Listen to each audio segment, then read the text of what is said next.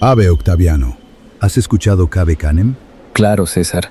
En Roma ya hay dos tipos de ciudadanos, los que escuchan Cave Canem y los bárbaros. No será para tanto, Octaviano. El podcast tiene más seguidores que tú y tus legiones.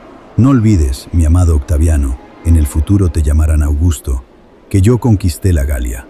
Pues Cave Canem ha conquistado Spotify y otras plataformas. Tengo que reconocer que el nombre me cae simpático. Cave Canem. Cuidado con el perro. No, cuidado con engancharte, César. Empiezas escuchando un episodio y luego quieres más. Eso explica por qué Bruto me apuñaló con los auriculares puestos. Normal. Bruto no fue tan bruto al escoger el podcast del perro Gladius. ¿Crees que vale un imperio? César, sin duda. Y 2. Cave Canem. Historia de la Roma antigua. Rigor y toques de humor. Cave Canem. El podcast que vale un imperio. Con Charlie Viego.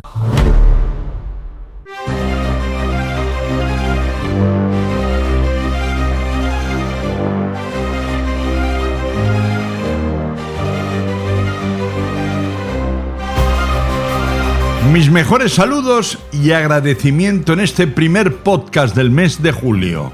Parece que haya ido a un colegio privado y he ido a un instituto y a una universidad pública. Veamos la duración de los últimos 4 podcasts de Cave Canem. Marucci Hermosilla. Ahora vas tú. Capítulo 32, 33, minutos 12 segundos.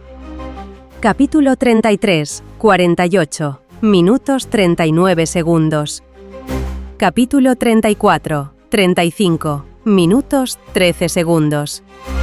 Capítulo 35, 46, minutos 7 segundos. Está claro que no coinciden ni los minutos ni los segundos. Y hoy pasará lo mismo. Me lo temo. Cave Canem, Cave Canem, Cave Canem, el podcast de Roma que vale un imperio, con Charlie y Diego. Cave Canem, Cave Canem, Cave Canem, el podcast de Roma que vale un imperio, con Charlie y Diego. Cave Canem. Patricia Violán nos trae las noticias romanas desde Australia. Con los meses de verano nos vamos de exposiciones virtuales. Las exposiciones inmersivas están de moda. Madrid acoge la exposición inmersiva Cleopatra, la exposición inmersiva en MAD, Madrid Artes Digitales, ubicado en Matadero, Madrid. La muestra, abierta hasta el 19 de julio, combina proyecciones envolventes, realidad virtual y recreaciones históricas para acercar al público a la vida de la legendaria reina de Egipto. Una experiencia que une historia y tecnología para redescubrir a uno de los personajes más fascinantes de la antigüedad. Barcelona acoge por su lado la exposición inmersiva Pompeia, el último gladiador en el centro ideal Centre d'Arts Digitals. La muestra puede visitarse hasta el 19 de julio, misma fecha de cierre que la exposición Cleopatra en Madrid, y ofrece un viaje al corazón de la ciudad romana destruida por la erupción del Vesubio. Gracias a proyecciones de gran formato y experiencias digitales, los visitantes descubren cómo era la vida cotidiana en una de las ciudades más fascinantes del mundo antiguo. Esta exposición digital de Pompeya se verá en la ciudad de Valencia el próximo otoño. Y a estas 2 exposiciones virtuales añadamos una más en Barcelona. Coliseo, la Arena Legendaria. Es una experiencia de realidad virtual inmersiva que recrea la Roma imperial y el Coliseo en pleno funcionamiento. Permite recorrer calles, mercados y asistir a combates de gladiadores, incluido el famoso Flama. Se realiza en el centro comercial Las Arenas de Barcelona y dura unos 35 minutos. Puede visitarse hasta el 3 de septiembre de este año, de 2026.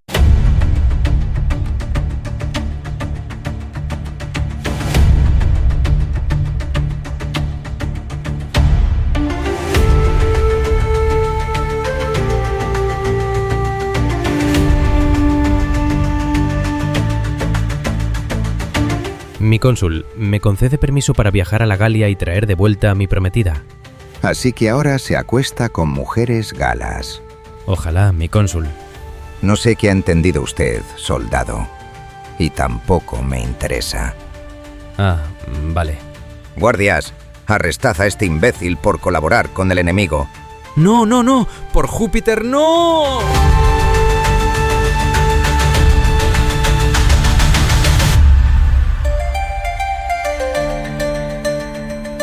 Fernando Lillo Redonet nació en Castellón de la Plana, año 1969. Es doctor en Filología Clásica por la Universidad de Salamanca y catedrático de latín en el Instituto Santomé de Freixeiro, Vigo. Ha escrito novelas históricas y numerosos libros de investigación, didáctica y divulgación. Colabora en la revista Arqueología e Historia, Despertaferro e Historia National Geographic. Fernando Lillo, esta es la segunda vez que estás en Cave Canem y me siento honrado por ello. ¿Cómo va todo, Fernando? Charlie, un placer volver a estar contigo. Un imperio de risas, bromas y chistes en la antigua Roma, publicado por Remata Antigüedad. Este debe ser, Fernando, tu libro más divertido. Y mira que has publicado libros. Sí, ya no sé ni qué número va. Más de 20 van ya, pero desde luego como este no me he reído. Al hacerlo me lo he pasado bomba, vamos. Empecé a investigar todos los chistes y bromas que hacían los romanos y vamos, ni me lo imaginaba. Este curso, Fernando, ¿qué tal se están portando tus alumnos del Instituto Santomé de Freixeiro, en Vigo? Pues son buenos. Este es un instituto bueno, afortunadamente tenemos alumnos que se portan bien, siempre puede haber alguna excepción. Y bueno, pues los que cogen griego, pues siempre está el que puede huir de matemáticas, pero hay también vocacionales que le gustan las lenguas clásicas y que le gusta todo lo que es el mundo griego y romano. Y aquí lo disfrutamos mucho, porque no solo contamos chistes, también hacemos luchas de gladiadores, elecciones romanas, escribimos en papiro con tinta, en fin. Es una cosa que no es el antiguo rosa de antes. Ahora estamos mucho más atractivos que antes. El latín ahora se enseña de una manera muy atractiva y muy divertida. Veo que ahora hacéis recreación histórica y todo. Sí, efectivamente. Pero bueno, siempre procuramos que también algo hablado en latín, que no sea solamente vestirse y recrear, sino también intentar recrear la lengua. Pintamos en las paredes, bueno, en un papel sobre las paredes, grafiti en latín y bien, muy interesante. ¿Y tus alumnos qué dicen del libro? Estarán encantados que el profe escriba un libro como este. Pues sí, la verdad, lo pasan bien. Sobre todo los de griego, porque algunos de los chistes, la mayoría, están escritos originalmente en griego. Los hemos traducido, incluso algunos del original, y también hemos hecho dibujitos, ¿no? Por ejemplo, hay un tal Marco que llamo yo el Jaimito Romano. Sí. Y entonces uno de los chistes de Marco era tan perezoso que por no salir de la cárcel confesó el crimen. Oye, ¿y por qué se escribían en griego? Pues porque lo que hemos conservado, el único libro de chistes, digamos, que hemos conservado, está escrito en griego y se data sobre el siglo IV, V después de Cristo.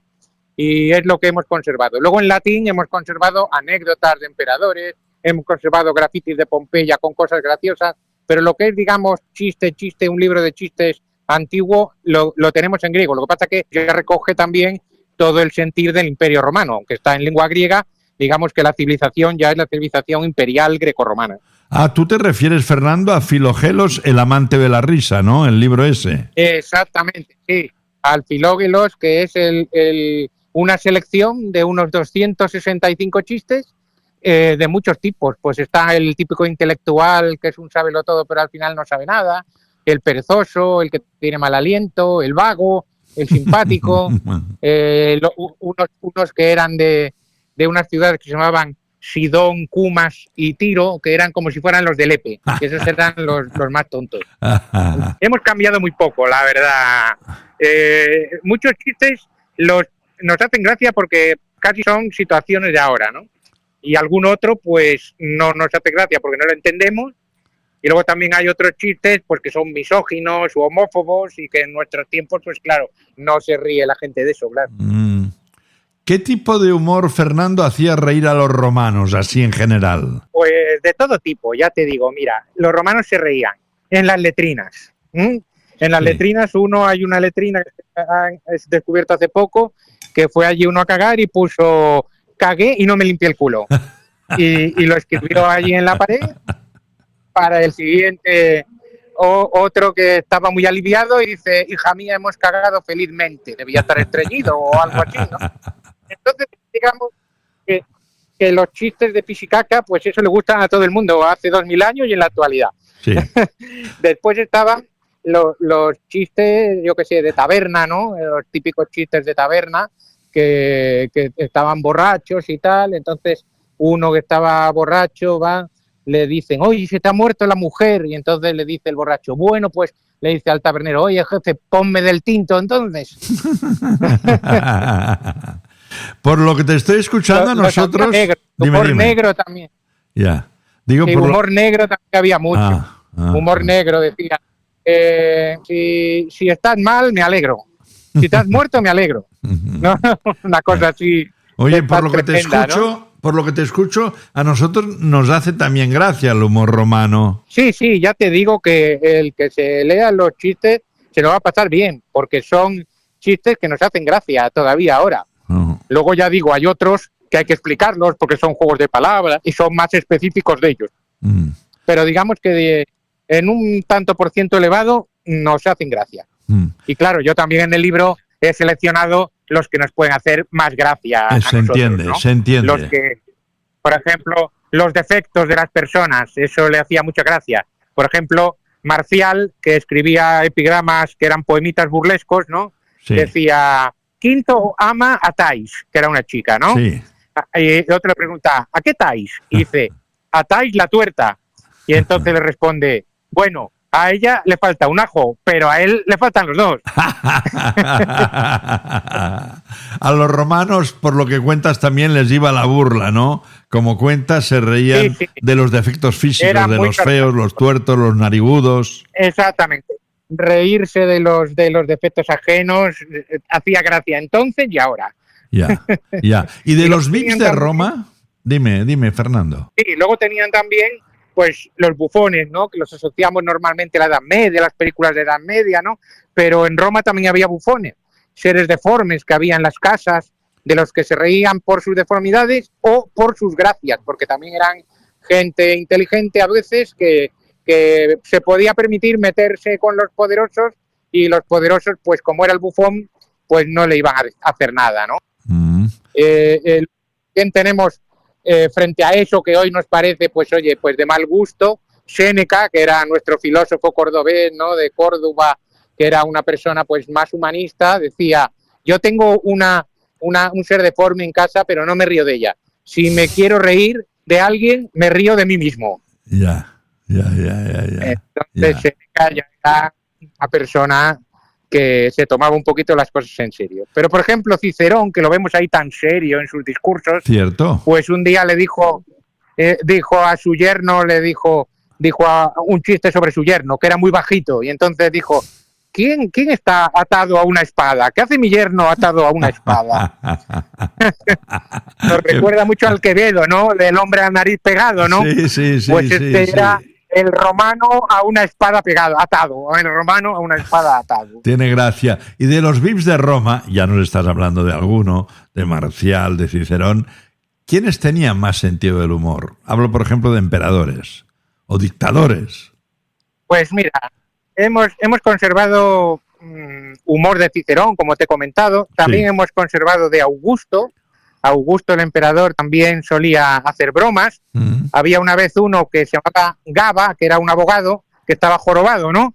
Sí. Y entonces defendía como un pleito ante Augusto, y para hacerle un poco la pelota al emperador, le dijo el abogado, corrígeme si me equivoco.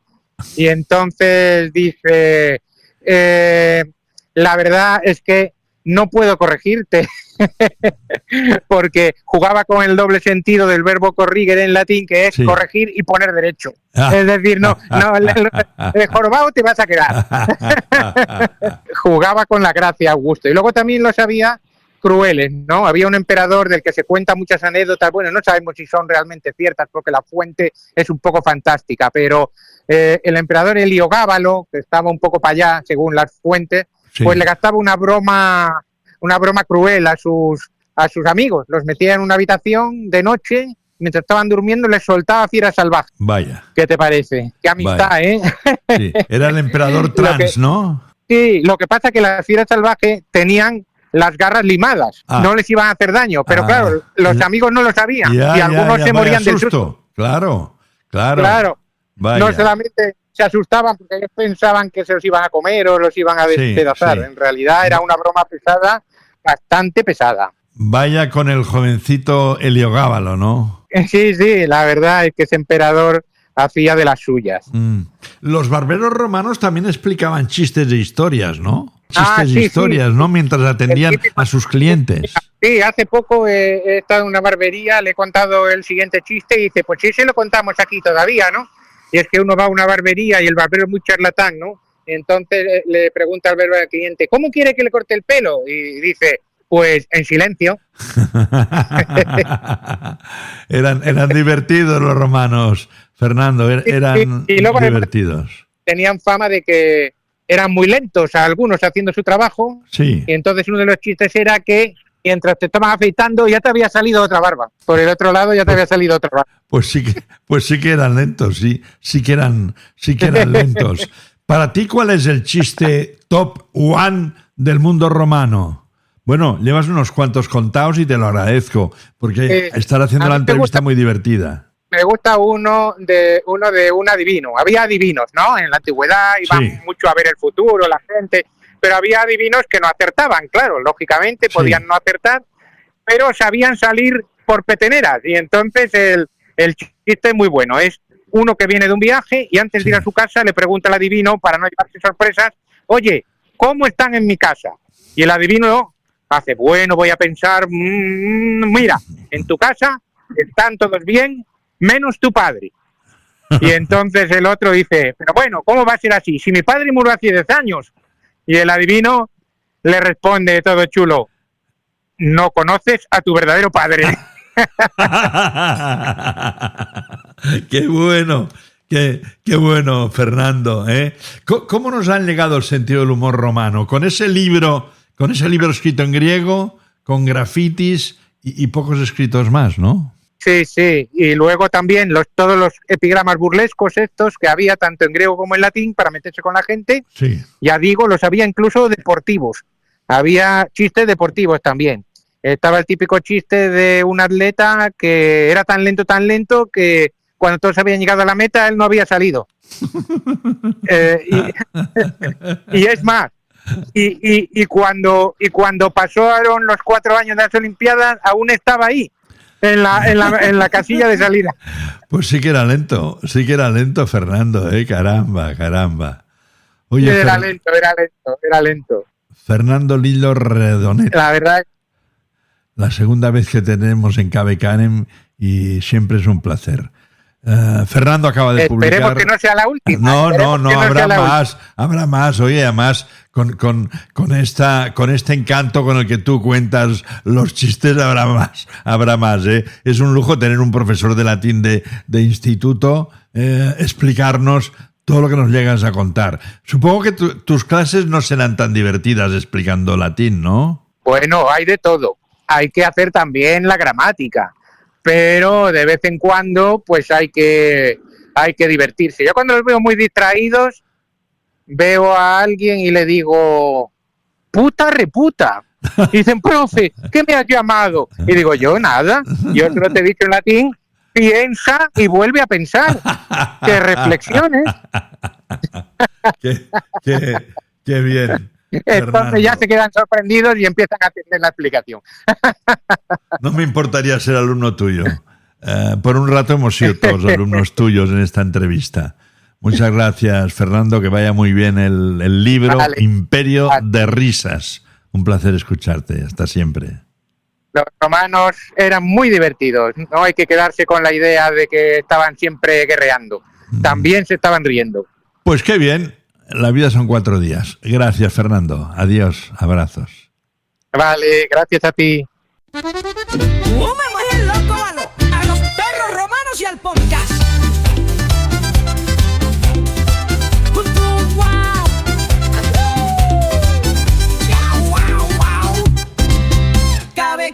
Cabe Canem, cuidado con el perro.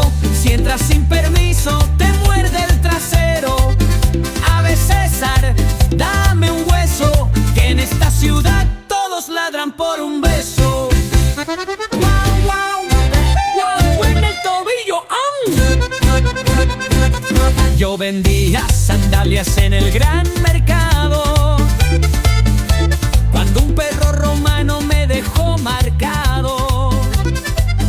Me gruñó en latín, me ladró en griego, y en etrusco me dijo que corriera lejos. ¡Wow, wow, wow! Mordisco en el proboso. Yo vendía sandalias En Tarragona se le va la mano a un arqueólogo. Una operación conjunta de la Guardia Urbana de Tarragona, los Mossos d'Esquadra y la Fiscalía ha permitido recuperar más de 300 piezas de gran valor histórico que permanecían almacenadas desde hacía años en la casa de un arqueólogo vinculado a numerosas excavaciones en la provincia de Tarragona.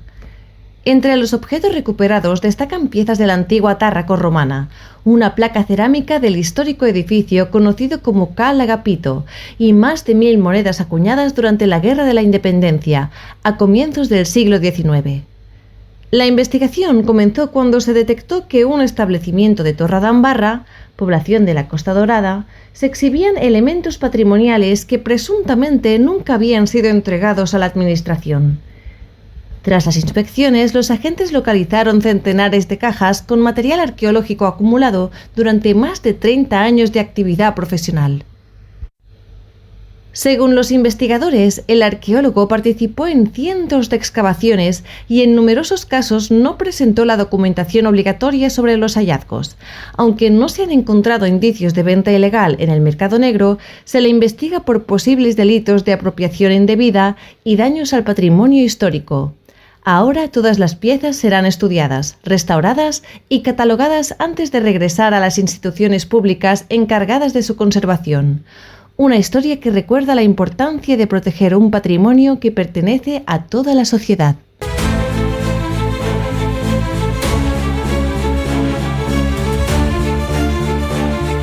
Aquí está el profesor Toni Conejo y sus curiosidades de Roma. Hoy con el acueducto de Tarragona. Del 3 al 16 de mayo tuvo lugar el Festival Tárraco Viva. Charlie ya os ha explicado las excelencias de este acontecimiento top dentro del calendario de actividades divulgativas sobre la antigua Roma, así que no insistiré. Pero sí quiero hablaros de uno de los monumentos más célebres de la Tárraco imperial, el Acueducto de les Ferreres, popularmente conocido también como Pont del Diable, es decir, el Puente del Diablo. El Acueducto de Tarragona es una de las obras de ingeniería romana más impresionantes conservadas en la península ibérica. Aunque este es el tramo más espectacular, en realidad formaba parte de una conducción hidráulica de más de 15 kilómetros. Recientes investigaciones han permitido demostrar que el agua se captaba en unas fuentes situadas en el municipio de Vallmoll. Desde allí iniciaba un largo recorrido, primero en paralelo al río Francolí y ya, desde el llamado Pont del Codony, siguiendo las curvas de nivel que ofrecían las pendientes naturales del terreno. Los ingenieros romanos lograron que el agua avanzara únicamente por gravedad, gracias a una pendiente mínima pero constante. Cuando la conducción llegaba a un barranco, en el caso que nos ocupa al barranc dels Arcs, se hacía necesario levantar una gran estructura a manera de puente que salvara el pronunciado desnivel y permitiera que el agua continuara su camino hacia la ciudad. Aunque no sabemos su fecha de construcción exacta, los indicios apuntan a un momento entre finales del siglo I a.C. e inicios del I después de Cristo, es decir, en tiempos del emperador Augusto. Mide unos 220 metros de longitud y alcanza una altura máxima cercana a los 27. Está formado por dos niveles de arcadas superpuestas, construidas con grandes sillares de piedra perfectamente tallados y procedentes de las vecinas canteras de Almédul. Estos sillares están unidos entre sí sin necesidad de mortero, por lo que se aguantan unos con los otros por compresión. En la parte superior discurría el canal, en latín specus, recubierto con un mortero impermeable de cal y arena, llamado opus signinum. El acueducto funcionó hasta la Edad Media e incluso fue restaurado por el califa Abderramán III de Córdoba. Ya en el siglo XIX, Bonaventura Hernández Sanahuja coordinó una restauración integral. La última actuación de envergadura se produjo entre 2009 y 2010. Pero al principio he dicho que al acueducto se le conoce también con el nombre popular de Pont del Diable. ¿Y qué demonios tiene que ver con el demonio? Pues como podéis imaginar, todo es fruto de leyendas urbanas que han hecho mella en la población. De hecho, hay diversas versiones, así que me limitaré a explicaros una, acaso la más repetida. Así, según la tradición, durante la construcción del acueducto no paraban de surgir problemas que impedían que la obra pudiera acabarse. Tan pronto se dieron por terminadas las 2 filas de arcadas, el viento o la furia de las tormentas lo derribaron todo. El arquitecto, al ver el desastre, exclamó desesperado que solo el diablo podría construir un puente que durara 1000 años. Apenas pronunciadas esas palabras, se le apareció Satanás y le dijo que él levantaría un puente de piedra aquella misma noche y que sería una obra de gran solidez. Le ofrecieron 30 bolsas llenas de monedas de oro y plata, pero él no quería dinero. Decía que quería el alma del primero que bebiera el agua que pasara por el puente del diablo. Y un trato es un trato. Satanás lo construyó y al día siguiente se situó en un extremo a la espera de recibir su codiciado premio. Mientras tanto, el arquitecto, desde la otra parte del puente, le mostró un asno, que fue el primer ser vivo que bebió de aquella agua. El diablo, al comprobar que había sido engañado, perdió su recompensa y desapareció furioso. Desde entonces, el monumento recibió el nombre de Pont del Diable. Más allá de la leyenda, este acueducto sigue siendo el mejor testimonio de una realidad extraordinaria. Hace 2000 años, los habitantes de la Tárraco imperial disfrutaban de un sistema de abastecimiento de agua que exigió conocimientos topográficos, recursos económicos y una organización técnica que aún hoy despiertan admiración.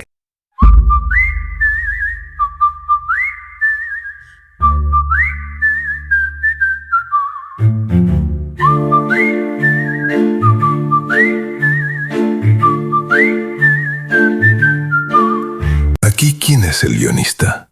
¿También usted? Ya veo que lo hace todo. Bien, pues hemos recibido 523 cartas de queja sobre las bromas machistas de los protagonistas de los toques de humor, en sus diálogos sobre Roma, entre un hombre y una mujer. No descartan una manifestación en su contra en la Plaza del Sol de Madrid. Pues ya se pueden ir poniendo a la sombra. Empieza tú, mi señor, por recibir esta prenda de amor. Oh. ¿Qué es esto? ¿De quién proviene? Proviene de una señora de real prestanza que está prendada por tu amor. Sí, esa señora se muere por ti, te desea y me ha pedido, me ha ordenado, me ha suplicado que lleves a cabo una inspección militar con ella a solas. ¿Y esa mujer es libre o esclava? Es una esclava de tu amor y una libertina que se muere por que lleves a cabo una exploración militar con ella, como te he dicho, a solas. ¿Casada o viuda? Las dos cosas a la vez. Eso es imposible. No, mi señor, se trata de una jovenzuela casada con un joven, con un viejo decrépito a punto de palmarla. Eso ya me gusta más. Es joven, hermosa, sofisticada y divertida. Es la buenorra que te caga. No me estarás mintiendo. Mi señor, haríais la pareja perfecta. La companyia teatral amateur Teatre del Talión, de Lleida, presenta la obra de Plauto Miles Gloriosus, que se ha convertido en un vodevil muy divertido sobre un soldado romano, Miles. Esta compañía ha recibido muchos premios, hay que decirlo. Jorge Culleré es abogado, actor y director del Teatre del Talión. Hola, Jorge. ¿Qué tal, Charlie? ¿Cómo estás? Estoy encantado, Charlie, de hablar contigo y con todos tus oyentes. Jorge, vosotros os iniciasteis como una iniciativa del Colegio de Abogados de Lleida, pero ahora esta iniciativa, que sigue tutelada por el colegio, está abierta a todos, ¿cierto? En efecto, nuestra compañía nació el año 2000 en el seno del ilustre Colegio de la Abogacía de Lleida. En su origen la constituíamos solo abogados, pero como la compañía tiene una trayectoria densa y tenemos un régimen de actuaciones muy interesante. Hemos tenido que abrirla muy gustosamente a la ciudadanía de Lleida, y los miembros, ahora la mayoría, no son abogados, pero sí que siempre tenemos esos compromisos anuales con nuestro colectivo, la festividad de San Raimón de Peñafort, y en verano que solemos hacer 2 representaciones al año para los compañeros. ¿Por qué os fijasteis en una obra de Plauto? Pues mira, porque dentro de nuestro equipo de directores artísticos, Jorge Mostacero, que es el que ha dirigido esta adaptación de Miles Gloriosus, él se enamoró de esta pieza de Plauto porque la había recuperado Carlos Sobera, el famoso presentador de televisión, sí. Y a raíz de una representación o una adaptación que hizo para el Festival de Mérida del Teatro Clásico, pues él, sabiendo nuestra vena humorística y nuestro gusto por la farsa y también por el teatro clásico y estas adaptaciones que hacemos, pues consideró que iba a ser una pieza de gran éxito, como lo está siendo, ¿sabes, Charlie? Sí. ¿Y en qué consiste la adaptación? ¿Tiene poco que ver con el texto original o es el mismo pero con sentido del humor? Sí.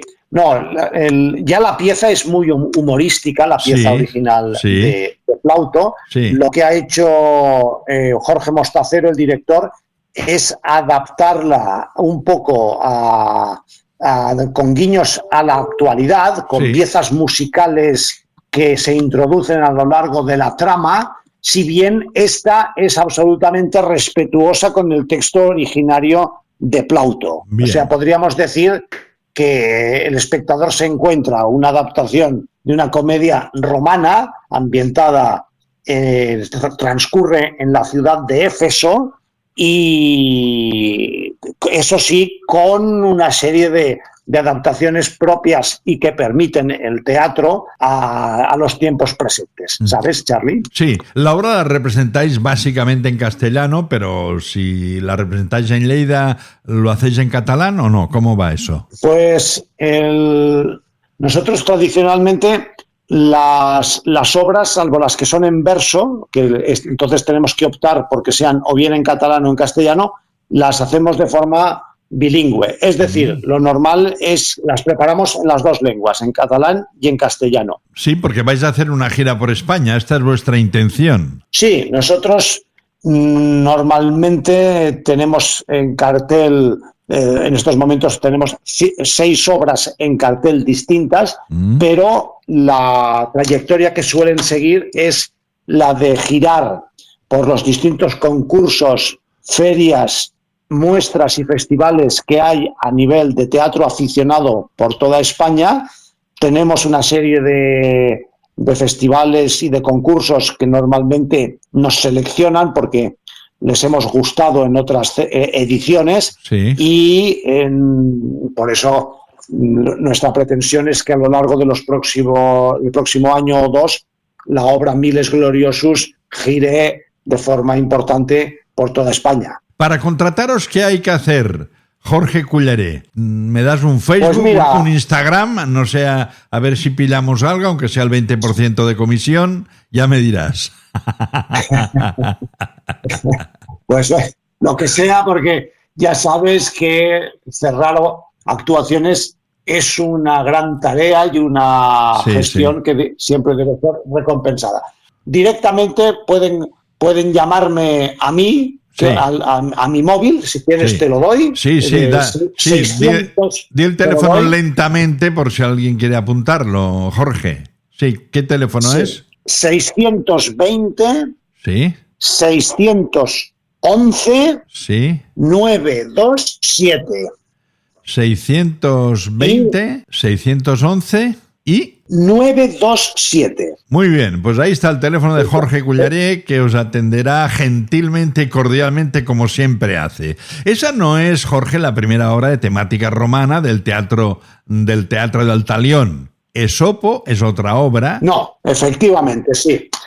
Esopo es la obra, es una adaptación de la Zorra y las Uvas, que escribió Guilherme Figueiredo, un dramaturgo brasileño poco conocido en España, pero con gran tradición y seguimiento en Sudamérica. Sí. Esta obra, que la hemos titulado en castellano Esopo y en catalán Isop, trata sobre las aventuras y desventuras de un esclavo feo y jorobado, pero de gran sabiduría, que es propiedad de un prohombre de la antigua Roma, Xantos. Es entregado como esclavo por parte del emperador de Persia a él, y se establece una trama que pretende, a través de una serie de círculos amatorios que hay entre los distintos miembros de la casa de Xantos, va a permitir a Esopo conseguir su libertad. Está ambientada en la antigua Roma, la hemos representado en un teatro romano al aire libre que hay en Casas de Reina, en Badajoz, y que está cerca de Murcia. La representamos y se grabó hace 2 años allí en un teatro precioso. Es un teatro romano pequeño, no es como el de Mérida, pero que lo tienen muy bien mantenido, y donde se celebra un certamen de teatro aficionado de gran interés.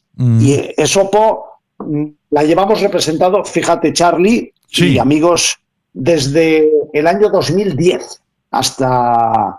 Estamos en el año 2026, o sea, nos la siguen pidiendo, sigue concursando, sigue ganando premios, y creo que es una pieza que enamora al espectador, porque es una comedia dramática, o sea, tiene una parte divertida, pero también tiene su carga de profundidad, ¿sabes? Lleváis 105 premios, ¿no, Jorge? En esta obra sí, en Esopo llevamos ya 113, porque este año hemos ganado más. ¡Ah, caramba! Me has actualizado ahora la cifra. Bien, 113. Está bien, está fantástico.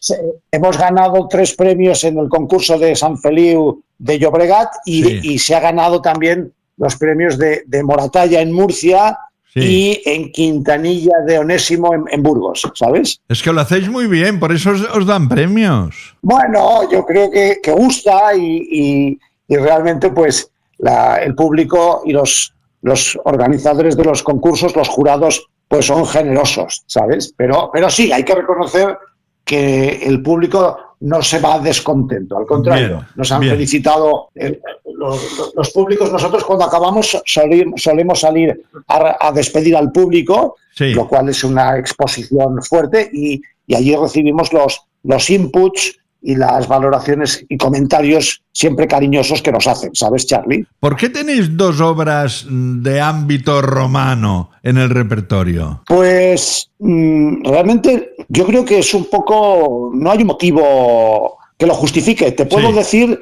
que siempre nos ha gustado adaptar textos clásicos, porque tenemos una adaptación también de Cyrano de Bergerac, tenemos una adaptación de Romeo y Julieta de Shakespeare, se adaptó en su día también El juicio a Sócrates, de un texto de un autor de Cuenca que se llama Carlos Molina, y siempre nos ha gustado combinar buenos textos y adaptarlos un poco a los tiempos presentes. ¿Por qué de Roma? Pues hay que decir que Esopo, en un origen, no lo ambientamos en Roma, sino que lo habíamos ambientado en la actualidad. Pero desde que fuimos a actuar a Noches de Regina, en Casas de Reina, hace 2 años, decidimos adaptarlo a la antigua Roma, dado que el marco en el que se iba a representar era un teatro romano, y consideramos oportuno valorar esa posibilidad. La adaptación ha sido un éxito.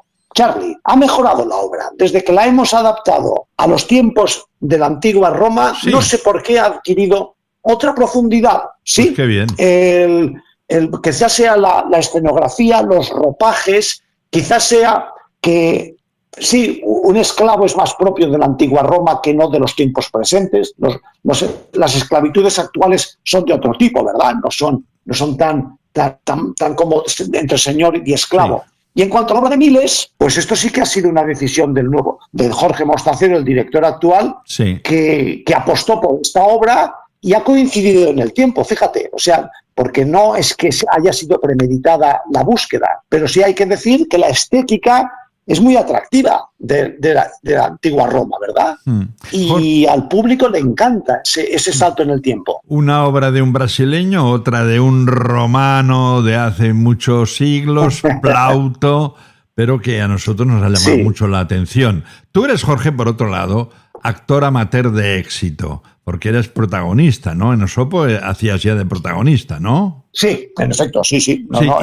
Y como abogado... Yo represento el papel de Esopo, sí. Tú te lo pasas pipa haciendo de actor. Sí. me lo paso pipa, no es que no lo paso pipa, es que es una maravilla. Esto de actuar es algo extraordinario, te abstrae por completo, te lleva a otros mundos, te transformas en otros personajes. Y como abogado también. Y el acto teatral en sí es mágico, porque es único, ¿sabes? Sí, claro. Es en directo. Claro, te la juegas. Sí. Y como abogado también te aprovechas de tus dotes de actor. Por ejemplo, me lo dicen. ¿Qué te dicen? Que sí, que tengo ventaja gracias a eso. Porque claro, aquí en Lleida es conocida esta faceta como actor. Claro. Y claro, a mí me permite pues ver la reacción del juez, de las partes contrarias. Sí. Hay que leer muy bien. Más que estar enfrascado en el papel o en los papeles o en los autos judiciales, eso te lo tienes que estudiar antes, pero el día del juicio es muy importante tomártelo pues como una representación, que no deja de serlo, ¿verdad? Y hay que ver lo que le interesa. Lo que le interesa al juez, hay cosas que no le interesan, tú crees que le van a interesar y no, y hay que seguir por ahí. Por eso hay que estar atento, ¿no? Más allá de llevar un papel leído. ¿Y han venido algunos jueces a ver alguna de tus obras o no? Sí, hombre, claro, y sí que por supuesto. ¿Y qué te dicen? Sí que vienen, incluso, bueno, pues que les encanta, porque es que aquí en Lleida, claro, llevamos ya 26 años, somos muy queridos, ¿sabes? Claro, lo entiendo. Somos muy queridos, y además encima si hacemos representaciones, ni te cuento, muchas benéficas, pues incluso tenemos un grupo de protegidos en El Salvador. Caramba. En unos becados de un jesuita que además de Barcelona, que murió el año pasado, el padre Rafael de Sibate, de Sant Cugat, y que murió el año pasado en El Salvador, pero que cada año venía 2 meses aquí a Lleida y a Barcelona, y él desarrolló un proyecto de becas construyendo sueños, construim somnis, y que desde Lleida pues, tenemos un grupo de apoyo. Entonces, todo esto gusta mucho a los espectadores, vienen a vernos, saben que lo que pagan pues va para una causa benéfica, y luego encima si se lo pasan bien y no lo hacemos del todo mal, pues imagínate. Los jueces, ¿qué dicen? Pues se ríen. Algunos han querido actuar y han actuado en secreto a veces, porque el presidente de la audiencia ha dicho que bueno, que esto de actuar no se puede, que hay que ser serio, ¿no? Pero bueno, siempre con una sonrisa. Ya lo entiendo. Oye, Jorge Cullere, encantado de charlar contigo, encantado por vuestra iniciativa, la del Colegio de Abogados de Lleida, y que sigan los éxitos por muchos años más. Charlie, muchísimas gracias por esta magnífica entrevista. Un fuerte abrazo y seguimos en contacto. Muchas gracias y felicidades.